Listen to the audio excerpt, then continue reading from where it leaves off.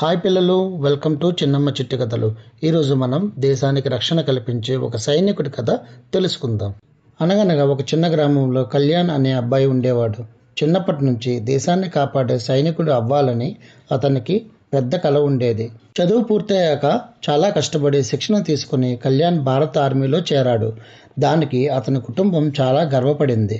ఒకరోజు ఒక పెద్ద నగరంలో అనుకోని ప్రమాదం జరిగింది. కొంతమంది చెడు మనుషులు ప్రజలను భయపెట్టే ప్రయత్నం చేశారు.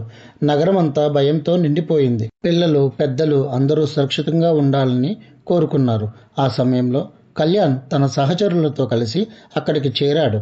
వారు చాలా జాగ్రత్తగా ప్రజలను సురక్షిత ప్రాంతాలకు తీసుకెళ్లారు. చిన్నపిల్లలను ఓదార్చారు, వృద్ధులకు సహాయం చేశారు. కళ్యాణ్ ఒక చిన్న పిల్లవాడిని చూసి ఇలా అన్నాడు, భయపడకు బాబు, మేమున్నాం కదా. ఆ మాటలు విని అందరికీ ధైర్యం వచ్చింది. కొంతసేపటికి పరిస్థితి పూర్తిగా నియంత్రణలోకి వచ్చింది.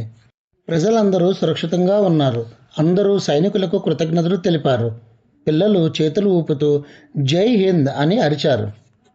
పిల్లలు, నిజమైన సైనికుడు అంటే యుద్ధం చేసేవాడు కాదు, ప్రజలకు భద్రతనిచ్చే రక్షకుడు.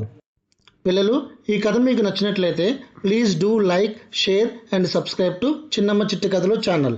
మర్చిపోకుండా బెల్ ఐకాన్ని క్లిక్ చేయండి. Thank you all.